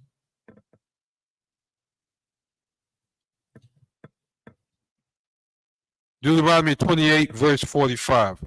Moreover, all these curses shall come upon you and pursue you and overtake you until you are destroyed, because you did not obey the voice of the Lord your God to keep his commandments and his statutes, which he commanded you to. You understand? This is why they are able to get off what they get off. This is why you are unable to even understand what's happening to you. This is why you blame your demise on the brother next door or the sister next door in the hood going through the same garbage as you, going through the same suffering as you. You say it's his fault. You say it's her fault. You don't look outside and you cannot see that you're being oppressed by a system that was built before you was even born. The system oppressed your grandmama, your great-grandmama. Every system of media in America has been there to oppress you. It's never been on your side. Did you think the Jews were going to bring Hollywood and be on your side? No. Let's keep reading the scripture. To keep his commandments and statutes, which he commanded you.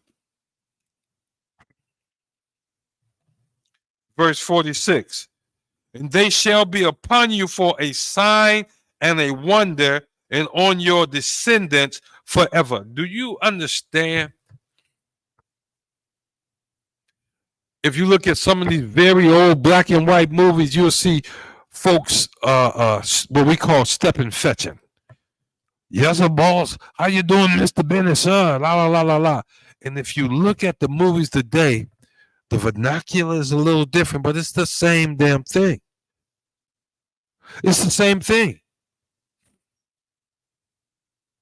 And the money that they pay Moms Mabley and Red Fox and them way back then made them celebrities among us. They really didn't pay them a lot of money, but they were celebrities in the hood. It was ghetto fabulous, ghetto rich. Guess what? That's all LeBron James in them is ghetto fabulous. That's all Beyonce in them is ghetto fabulous. If you think I'm lying, watch Puff Daddy. It's ghetto fabulous. Watch. What's that other boy? They got him in jail already. I can't remember his name. I ain't listened to his music in so long. But he'll be broke too. Just another nigga from the ghetto. That's how they see you. That's how they play you. How they play us. I like LeBron. I like Mike. I mean, I like Kobe. So now what? We have to divide ourselves, and what they do, they come in and put up another liquor store. They come in and put up another weed store. Why? Because we were too busy fighting over who tennis shoes we was gonna wear. Let me keep reading. You're blind, groping in the darkness, the other scripture said. And they shall be upon you for a sign and a wonder, and on your descendants forever. In other words, our children, they come up, we raise them to be worse than us. Why? Verse 47. Because you did not serve the Lord your God with joy and gladness of heart for the abundance of everything. Therefore, you shall serve your enemies. Because you always complaining about doing something the Most High wants you to do. Be careful, young brothers and sisters in the school. Be careful. We know that there's a burdens, seem to be burdensome some things you do in this school as you grow. But don't start bad mouthing your brothers and sisters. Don't start bad mouthing the officers and the captains and the generals. But perform whatever service is required of you. How? Because you did not serve the Lord your God with joy and gladness of heart. Are you joyful? Is it a joy to know that you're an Israelite, or is it a burden? I can't answer that for you. Is your heart glad and jumping all over the place because you discovered that you're an Israelite? Or are you just downtrodden and woe is me? They're making me come to the school too much. They're making me do too much work. Is that attitude is what allows these small hats to do what they've done. Because we refuse to serve the Most High with joy and gladness of heart. Let me read that one more time. Because you did not serve, I'm going to back it up to verse 46. And they shall be upon you for a sign and a wonder, and on your descendants forever. Because you did not serve the Lord your God with joy and gladness of heart for the abundance of all things. Therefore, you shall serve your enemies, whom the Lord will send against you in hunger, in thirst, in nakedness, and in need of everything. And he will put a yoke of iron on your neck until he has destroyed you. Go on to verse 49. The Lord will bring a nation against you from afar, from the ends of the earth, as swift as the eagle flies, a nation whose language you will not understand. The Jews in Hollywood have always been speaking English, but you never understood it. As a people, we've never understood it. You understand? Of course they don't. Look, and guess what? Guess what? Here's the sad part about it. It's so effective at what they've done in Hollywood by building Hollywood. They did the same thing in the music industry. Same peoples in the music industry. Now, guess what? I don't know too much about professional sports, but it looks like the same kind of circumstances exist among our athletes, our professional athletes. I don't care whether they play tennis or tiddlywinks. Some get up real high, some barely make it. But in the end, the owners control everything.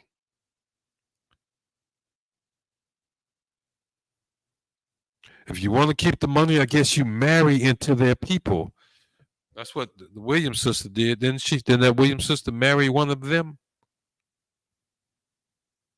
And if you want to get into their family and you marry one of their women and they don't want you there, I guess you give her half of everything that you've earned while playing their sports. Ain't that right, Tiger Woods?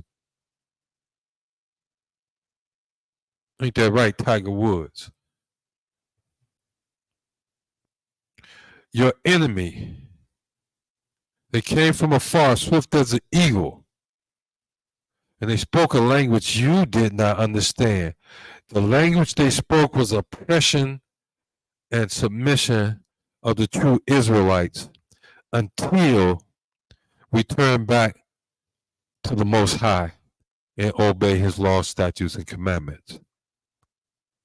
These stories like this are all over the place.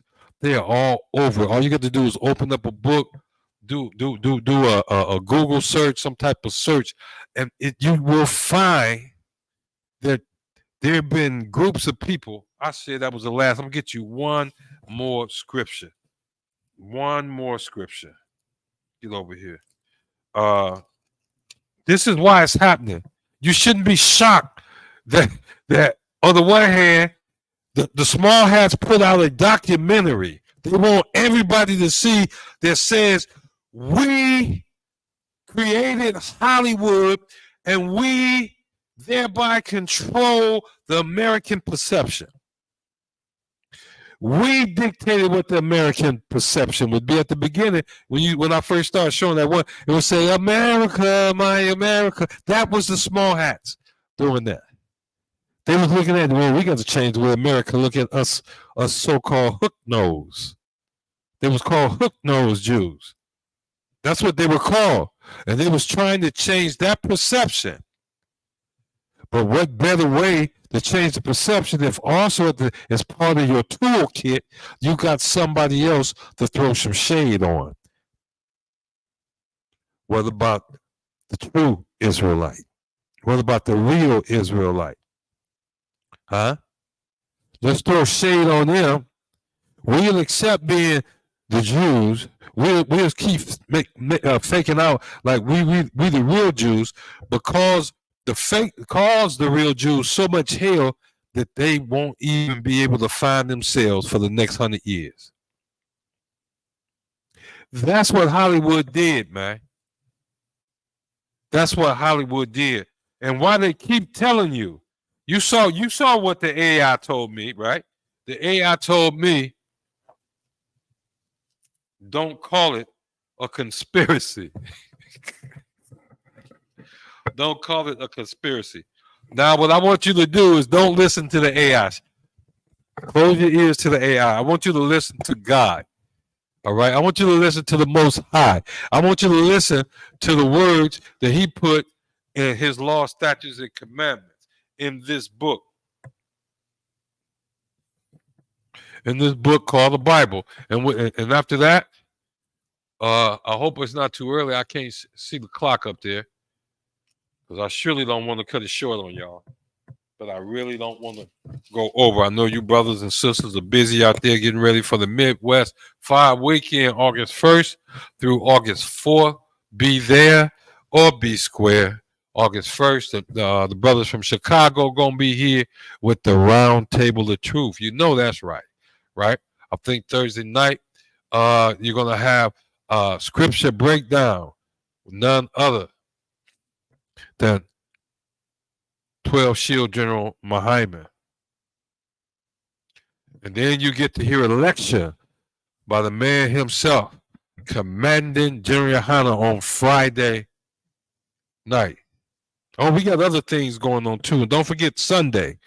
Sunday, everything is going to culminate at Chandler Park with the Midwest Cookout, the Midwest Black and Brown Cookout. And it's on and popping.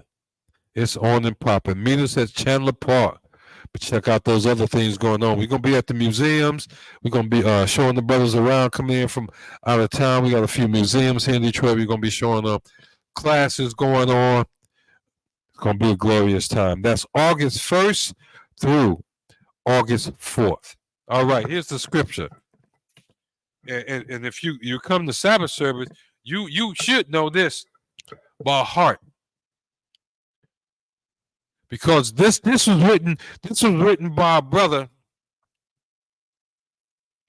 that knew what it was like to be oppressed and to be underfoot and to have to look over your back for the enemy that's against you. This what David writes. He's the prophet writes, he said, keep not thy silent, O Yahweh.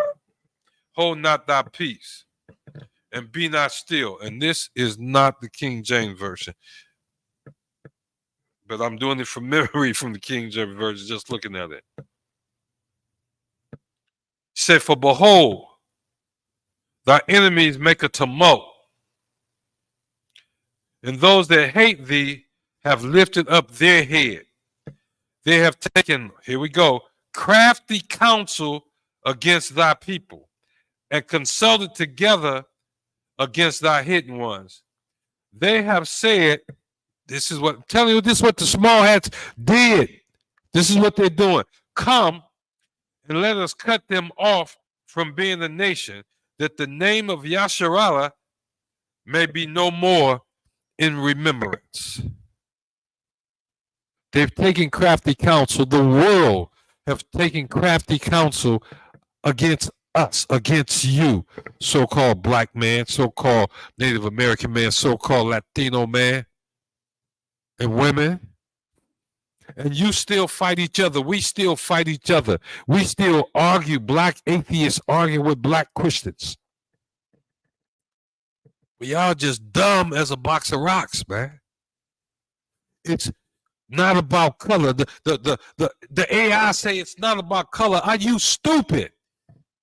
It's not about a nation. Are you stupid? When we are the only ones crushed like this, blacks, Hispanics, and Native Americans.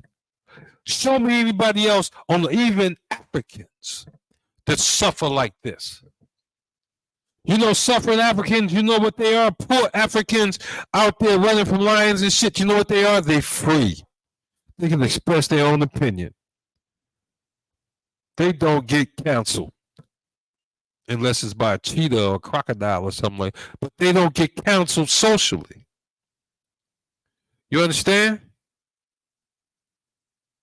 They're not getting put to death by the policeman, beat to death with a flashlight, and nobody goes to jail. They're not being beat down in the middle of the street on camera and nobody goes to jail. They're not being choked from behind and got knees in their back over selling Lucy cigarettes, and nobody is held accountable in any reasonable sense of the word. It's you. It's me. And here's why. Here's how they're doing it. You see how they're doing it through the media. What you just found, what you just learned about who controls Hollywood is the same people who controls the diamond district, who controls the music industry. Same people. Same people. You understand? They control everything.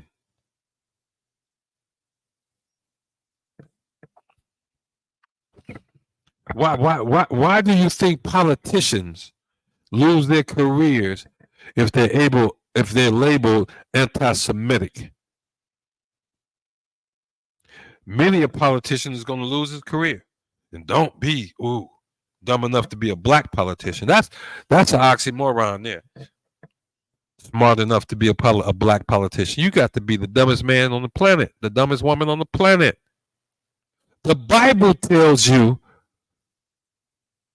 it place over you to rule over you, king, who the Lord choose, and he shall choose one from among your own people. You want to follow Nancy Pelosi. Get out of here. You want to follow Donald Trump. What's that gay fella out of Indianapolis, out of Indiana? Doodybug, whatever his name was. You want to follow Joe Biden. As long as you keep your back turned on the Most High, you can expect the small hats to keep doing to us at will what they want to do via Hollywood, the music industry, the advertising industry, the mercantile industry. You understand? You know, the only reason the small hats ain't running the beauty supply industry is because they need the Korean. Well, they have the Korean. You see that? And that's who run that industry. They've given that to them. They've given that to them. You understand? This is nothing new. Every time one of us break away from our people to go do our own thing, we become vulnerable, and we make our people less strong. You understand? So all you break off Israelite groups, come on out to the Midwest Fire Weekend, break bread with your brothers, and come on back into the truth. Come on back in the truth. I see it in your eyes when you look and you say, man, and watch this. This is what happens. We go wherever we go in ISUPK, one West dressed to the max. One West dressed. You understand? I don't hide my dawadas from anybody. But when I see you in the mall, when I see you by yourself on the bus, when I see you at the grocery store, I couldn't tell whether you was an Israelite or an African. You see? And I'm not saying you have to dress like that, but I'm just saying there's no shame in us because we do what we've been taught by the priest and prophet over us, and that is to obey the law, statute, commandments of the Most High. You want to get out from under the small hats foot? You want to get out from under their oppression? Talking to my family too, my blood family too. Then let's start doing what the law, statute, commandments found in this book called the Bible tells us to do. Let's get out of our feelings, just like the AI. The AI does what the people who program tells him to do. He don't argue or none of that. They say, okay, you put this garbage out last time, you told him this, he got in. Look, this time give him this answer. I don't care if he does ask the exact same question. And that's what the AI does. The AI went, and we're going to recap and close it up. We got on the AI, we asked the question, we showed you the scriptures, right? And we asked the question, do the Jewish people control Hollywood? Do they run Hollywood? And the AI gave us this answer about how it's not a good thing to conclude stereotypes and la la la la la. Okay. Then we asked AI who the founders of Hollywood was. What was this person, that person, this person, that person? Then we said, what was their nationality? He say Hungarian American, German American, Polish American, and 2 Jewish Americans. You understand that? And you know what? That's what they program AI to say. And you're dumb, and guess what? The average dummy out here, have they read that, will be ready to argue with me. No, he wasn't. He was a German American. No, he wasn't. He was a Polish American. He wasn't no Jew. He was a Hungarian American. Not knowing that I'm armed with these people's own film that they produced and say, I'm Jewish, I'm from Poland. I'm Jewish, I came from Hungary. I'm Jewish, I came from East Germany. You see that? Do you see that? Limley, they say his name is. I call him LeMail, I don't know. Limley. Immigrants, Jewish immigrants. And if you watch this, if you deny their so-called Jewishness at the wrong time, and you say they're not a Jew, they'll cancel you. But on the app, they want to hide their Jewishness. You see that? They want they say all four Warner brothers were Polish Americans.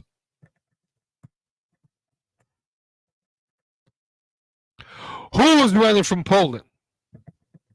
All Polish people? Nah. All Polish people wasn't running from from Poland. But the so-called Jewish Polish people were running out of there.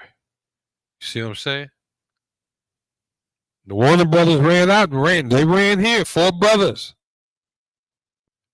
Do do do do do do do do do do do do. That's their music. Warner Brothers. Oh, it almost escaped me. Guess what? They made the cartoons too. They didn't just make the movies. Huh? You want to know how they was messing you up from a child? They made the cartoons too.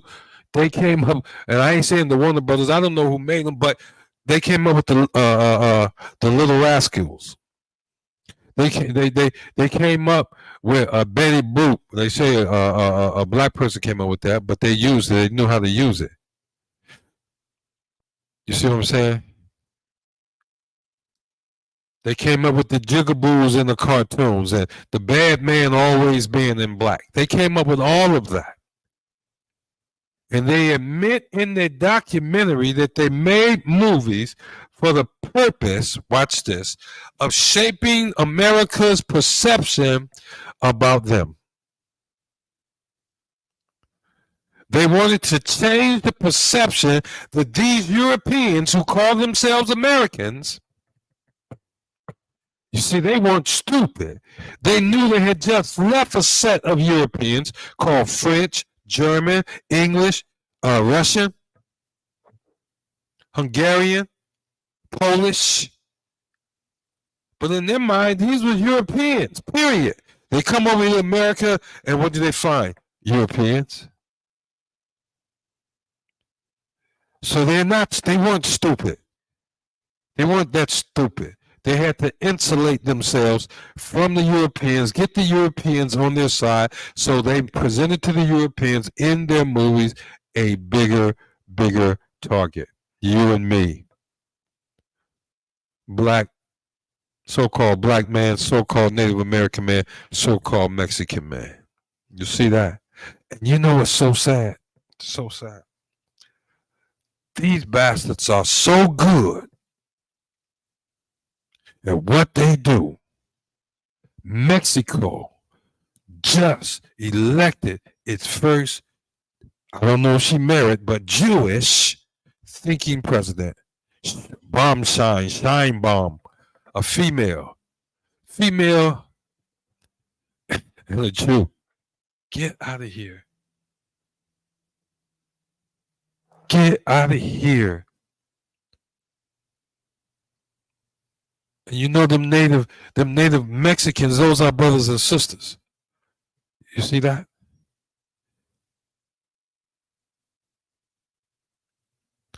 And guess what? She speaks Spanish. She a Jewish person that speaks Spanish, and she don't understand a word.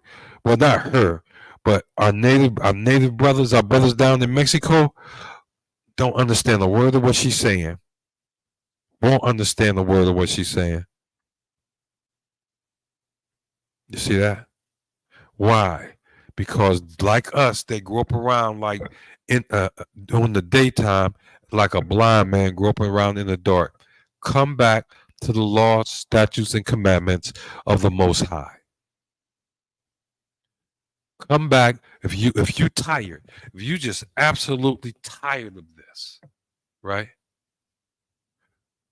If you tired, all you need to do is come back to the laws, statutes, commandments of the Most High. Quit chasing your oppressors' gods and your oppressors' churches. This Bible, we're going to tell you a secret. This Bible ain't got a damn thing to do with religion. Nothing.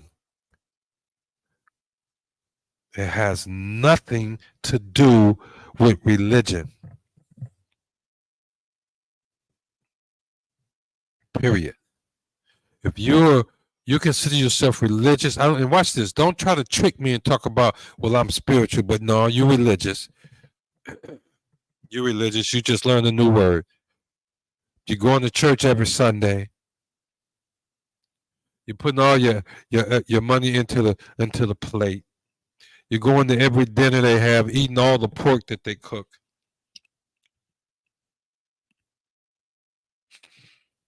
Doing all other keeping all the disgusting holidays of America because the church keep it. You're religious. The black church is the worst thing. The black Christian church is the worst thing that has ever happened to black people in America. The black Christian church is the worst thing that happened to black people in Jamaica, that happened to black people in Haiti, that happened to black people in the Virgin Islands. Why? Because it's the black Christian church that turns you away from the law, statute, commandments of the Most High and ensures that you stay away of all the things they put down in their movies, in their songs, and all the things they put down. You know, they never put the black Christian church down, but they hold it up as some type of iconic symbol of safety. While at the same time, our children are still being molested in those churches. Nobody goes to jail. Our women are still being abused in those churches. I'm talking about financially abused, taking all their money. This is the system, and it's kept in place by Hollywood, which the small hats built and control. With that, I'm going to say Shalom, Yahweh B'Hashem, Yahweh Shah Barakathum, Yahweh Shemal Thun B'Hashem, Yahweh Shah. We are the ISUPK, started out of the 1 West, 125th Street, Harlem, New York. And today, back in 1969, and today, under Commandant General Yahanna, we go out throughout the world teaching the truth of the Bible. That's blacks, Hispanics, and Native American men and women are the children of Israel, the same children of Israel who Moses told Pharaoh, let my people go. And the white man is the devil that the Bible speaks of. Shalom, Israel.